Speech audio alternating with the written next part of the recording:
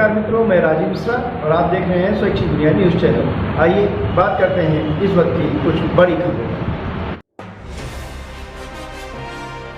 Kanpur commissionerate police व्यवस्था के 1 वर्ष सफलतापूर्वक संपन्न होने के उपलक्ष्य में merchant chamber of Uttar Pradesh सभागार में दिनांक 25 मार्च 2022 को एक परिसंवाद कार्यक्रम का आयोजन किया गया, जिसमें पुलिस के आला अधिकारियों सहित संभ्रांत नागरिकों की भागीदारी रही। मंच पर विभिन्न संस्थाओं के गणमान्य पदाधिकारी मंचासीन हुए और उन्होंने विगत 1 वर्ष में कमिश्नरेट पुलिस के लागू होने के फायदे और नुकसान के बारे में अपनी राय बताई तथा अच्छी पुलिसिंग के लिए अपने सुझाव भी दिए। तत्पश्चात सभागार में बैठे संभ्रांत नागरिकों ने भी अपनी राय रखी। अंत में पुलिस कमिश्नर विजय सिंह मीणा ने सभी वक्ताओं के सुझावों का स्वागत किया और उन पर जल्द से जल्द अमल करने का आश्वासन भी दिया। सभा पुलिस अधिकारियों के धन्यवाद देने के साथ विसर्जित की गई। कानपुर से स्वैच्छिक दुनिया की ब्यूरो रिपोर्ट। के लिए आपकी आकांक्षाओं को सुनने के लिए और आपकी आकांक्षाओं के साथ और सर्वश्रेष्ठ कानपुर के लिए प्रयास करने के लिए इकट्ठे हुए हैं।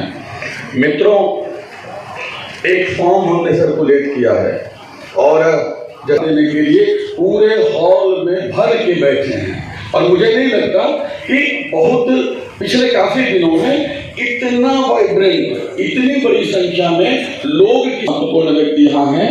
फॉर्म आपके पास है, ऑनलाइन भी हम फॉर्म इशू करेंगे।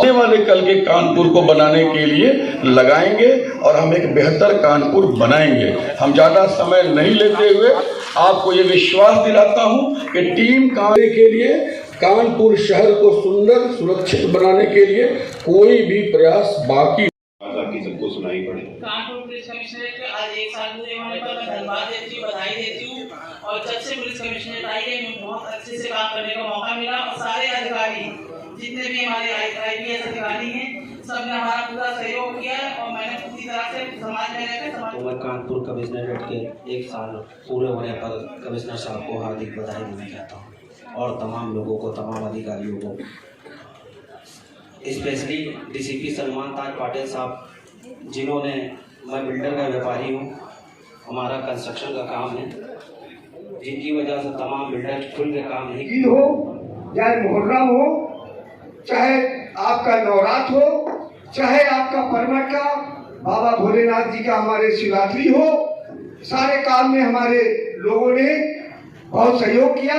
हमारे बीच में हमारे मुर्शी साहब हैं, हमारे मुर्शी साहब ने हमारे कंधे से कंधे और सारे गणमान्य को भी धन्यवाद अदा करता हूँ जो इस समय प्रेजेंट टाइम पुलिस कमिश्नरेट में जो पुलिस का नया चेहरा आया मानवता का, उसका सबसे बड़ा उदाहरण मेरे साथ हुआ है कि जब ये यहाँ पर मैं शराब का कारोबारी हूँ, हमारे यहाँ कोटा फिक्स होता है और जिसे मुझे उठाना ही पड़ता है और अवैध शराब जगह जगह गली गलियों में इसका व्यापार पनप रहा है और त्योहारों को सकुशल संपन्न कराने में अपने रात दिन एक किए।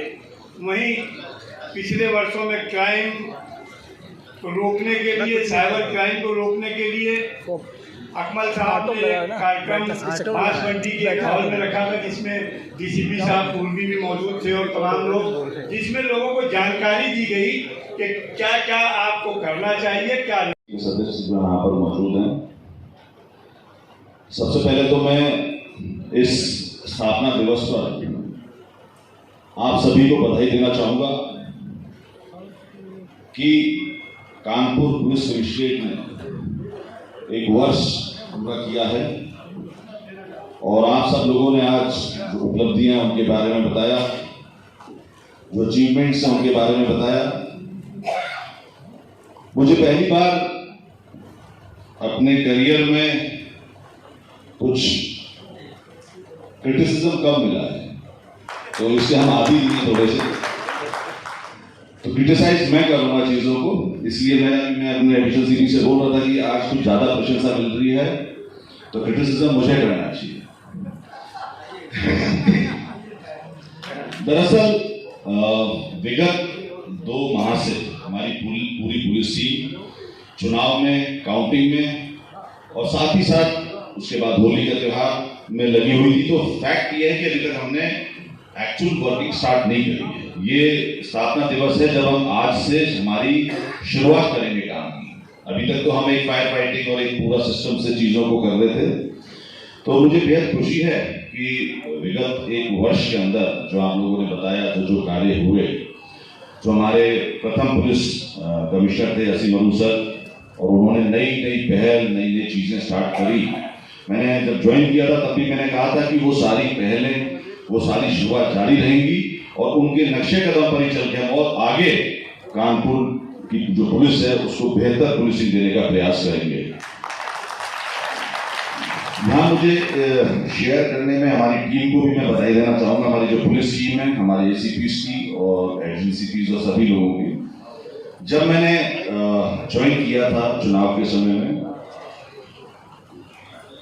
मैं कानपुर में, मुझे बहुत ज्यादा आइडिया था कानपुर के बारे में, लेकिन जो प्रेस के कुछ लोग थे, जो मीडिया के लोग थे, उन्होंने एक तरीके से मुझे चैलेंज कर दिया था कि यहाँ पर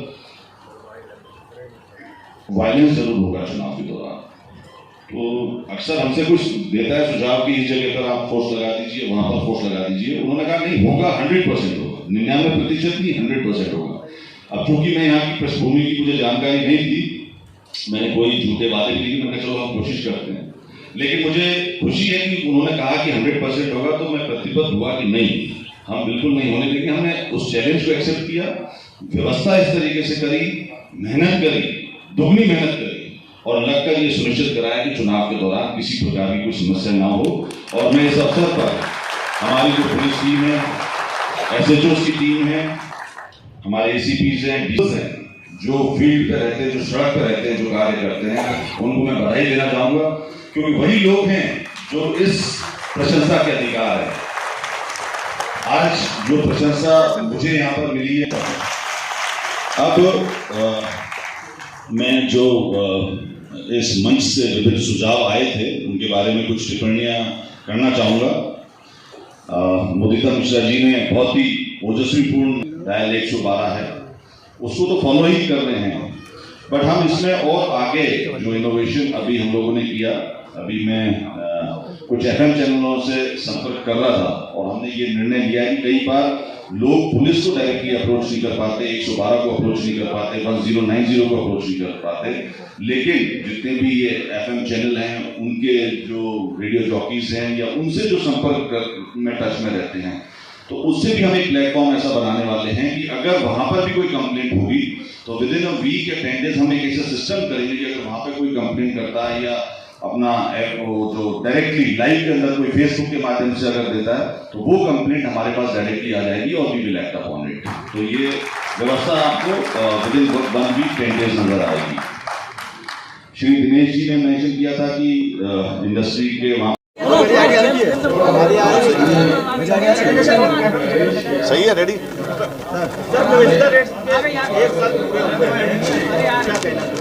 देखिए, आज 1 साल पूरा हुआ है यहाँ पे, तो जो आज ये कार्यक्रम, ये परिसंवाद आयोजित किया गया, इसके अंदर शहर के गणमान्य नागरिकगण और एक पैनल डिस्कशन किया, उनके सुझाव लिए गए हैं, उनके व्यूज़ लिए गए हैं कि विगत 1 वर्ष में किस तरीके से कमीशन ने कार्य किया है, और सब ने एक पॉजिटिव सकारात्मक चीज़ें बताई हैं। तो हम लोगों ने उनके सुझाव लिए हैं अतिक्रमण हटाने से संबंधित, और कई उनके सुझाव आए कि किस तरीके से पब्लिक और पुलिस की जो दूरी है उसको कम किया जाए। तो इन सुझावों को हम क्रियान्वित करेंगे और इस तरीके की मीटिंग्स ना सिर्फ अभी लेकिन ACP लेवल पर भी हम लोग आयोजित कर रहे हैं। सर, ज़्यादातर इस कार्यक्रम में जो भी मामले आए हैं किस प्रकार के आए हैं? देखिए, मुख्य रूप से जो समस्याएं रेस करी हैं वो ट्रैफिक से संबंधित ज़्यादा हैं। अब उसके लिए भी हम लोगों ने एक अलग से एक चर्चा कर रहे हैं कि किस तरीके से ट्रैफिक की जो समस्या है उसका निदान किया जाए। क्योंकि यहाँ पर मेट्रो का भी कार्य चल रहा है, उस वजह से भी काफ़ी सड़कें खुदी हुई हैं। बट हम सभी लोगों से बातचीत करके आपसी संवाद से सुनिश्चित करेंगे कि जो ट्रैफिक की समस्या उनको दूर किया जाए। इसके अतिरिक्त कुछ सांप्रदायिक सौहार्द से रिलेटेड कुछ चीज़ें थी कि लोग चाहते थे कि उधर पुलिस से पिकेटिंग आदि बढ़ जाए कुछ एरियाज़ में। वो हम लोग उनके जो सुझाव हैं उस हिसाब से कार्य करेंगे ताकि जो एक अच्छा माहौल हम लोग दे सकें और कहीं पर भी किसी प्रकार की घटना घटे।